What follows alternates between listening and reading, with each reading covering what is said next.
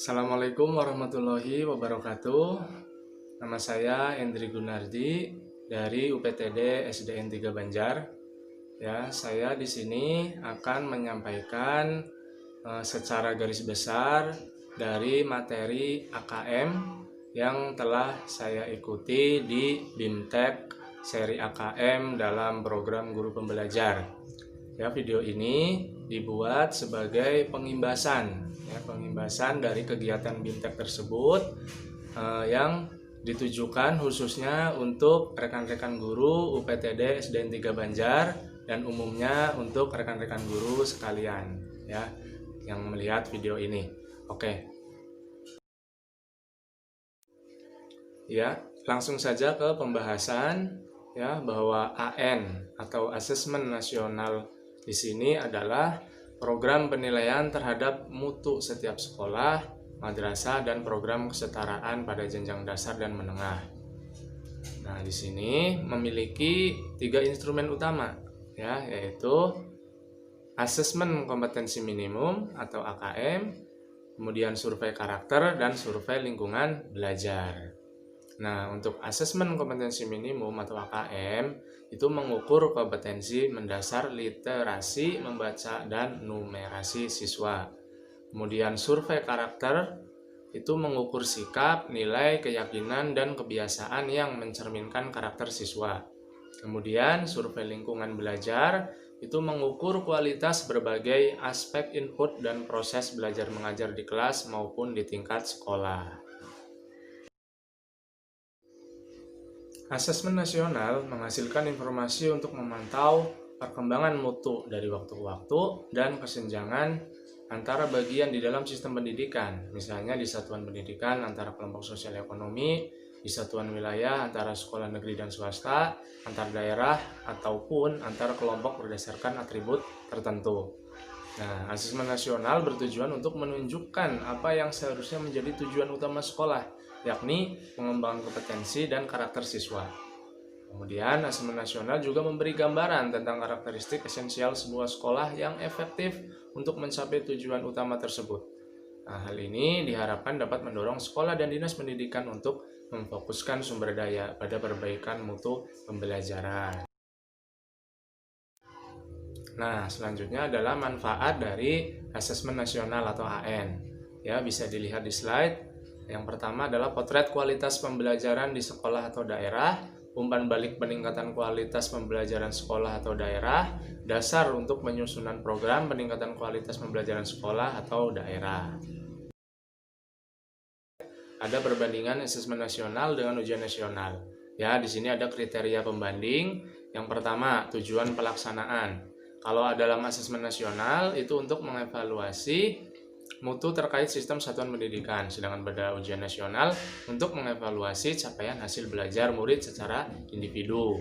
Kemudian dalam kriteria jenjang penilaian untuk AN itu SD atau MI, SMP atau MTS, SMA, MA, SMK program kesetaraan jenjang dasar dan menengah.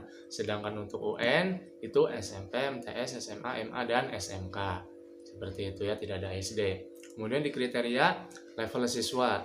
Ya, untuk asesmen nasional itu kelas 5, 8, dan kelas 11. Nah, sedangkan ujian nasional itu tingkat akhir pada tiap jenjang. Kemudian kriteria untuk subjek siswa. Untuk AN itu survei siswa dipilih secara acak untuk mengikuti AN. Sedangkan ujian nasional itu sensus semua siswa mengikuti ujian nasional. Nah, kemudian pada model soal itu untuk AN, PG, PGK menjodohkan isian singkat dan uraian. Pada UN itu hanya pilihan ganda dan isian singkat ya. Nah, kemudian pada kriteria sasaran penilaian untuk AN itu kompetensi literasi, numerasi, dan karakter serta kualitas dan iklim satuan pendidikan yang mendukung pembelajaran, sedangkan pada UN penguasaan terhadap mata pelajaran yang terakhir dalam kriteria metode penilaian. Untuk AN itu Computerized Multistage Adaptive Testing atau MSAT. Kemudian pada UN itu Computer Based Test, CBT, dan Paper Based Test atau PBT, yaitu perbandingan atau perbedaan antara AN dan UN. Untuk kriteria peserta AN ya, itu adalah seluruh satuan pendidikan, kemudian tidak semua murid, pemilihan sampel secara acak diambil dari kelas 5, 8, dan 11. Setiap peserta mengerjakan tes literasi membaca, tes literasi numerasi, survei karakter, dan survei lingkungan belajar. Itu untuk kriteria peserta AN. Untuk butir soal atau jenis soal pada AN, ya, itu yang pertama itu ada pilihan ganda, ada pilihan ganda kompleks, ada menjodohkan, ada isian singkat, ada uraian, ya. Jadi bentuk soalnya itu lengkap seperti itu. Pada pilihan ganda, siswa hanya dapat memilih satu jawaban yang benar. Kemudian pilihan ganda kompleks, siswa dapat memilih lebih dari satu jawaban benar. Ya, jadi bisa lebih dari satu. Nah, kemudian yang menjodohkan, siswa menjawab dengan cara menarik garis dari satu titik ke titik lainnya, ya, yang merupakan jawaban yang tepat. Kemudian isian singkat, siswa dapat menjawab berupa bilangan, kata, atau nama benda yang tidak terlalu panjang. Kemudian ada uraian, siswa dapat menjawab soal dengan cara mengurai atau mendeskripsikan jawabannya, seperti itu. Dalam komponen AKM sendiri itu ada literasi dan numerasi. Nah, yang pertama untuk literasi, ya, bisa dilihat di slide, itu ada 4 kelompok, ya, 4 kelompok. Yang pertama perlu intervensi khusus, kedua dasar, ketiga cakap, keempat mahir.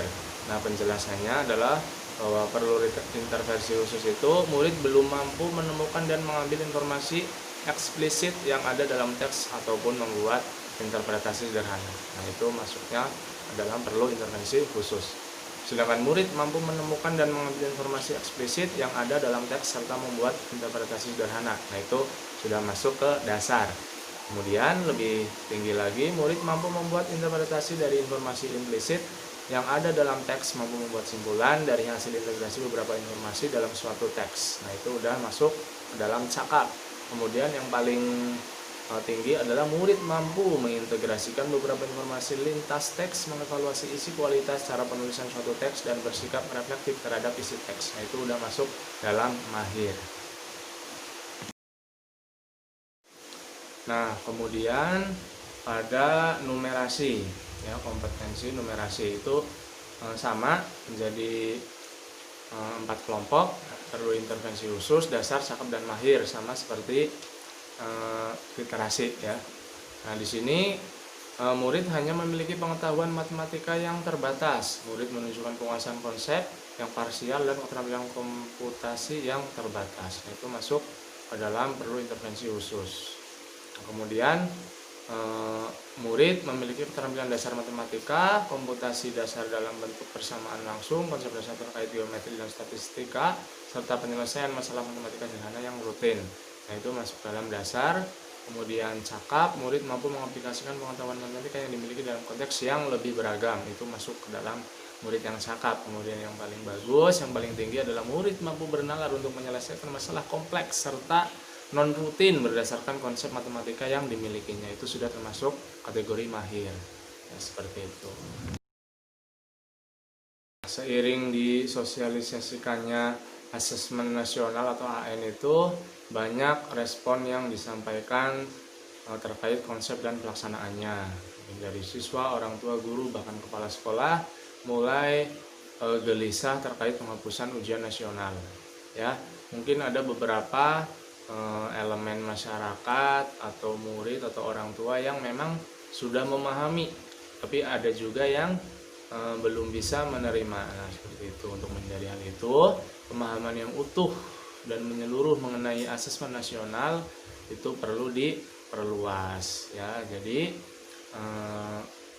oleh sebab itu saya menyampaikan secara garis besar dari AN atau asesmen nasional dan AKM, ya. Di situ ada komponennya yaitu AKM, asesmen kompetensi minimum.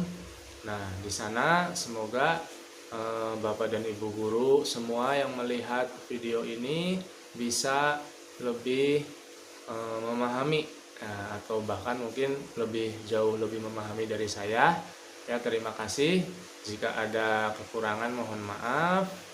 Ya, yang benarnya itu dari Allah, yang salahnya itu dari diri saya pribadi. Terima kasih menyaksikan video ini. Ya, tetap dukung pembelajaran di Indonesia. Oke. Assalamualaikum warahmatullahi wabarakatuh.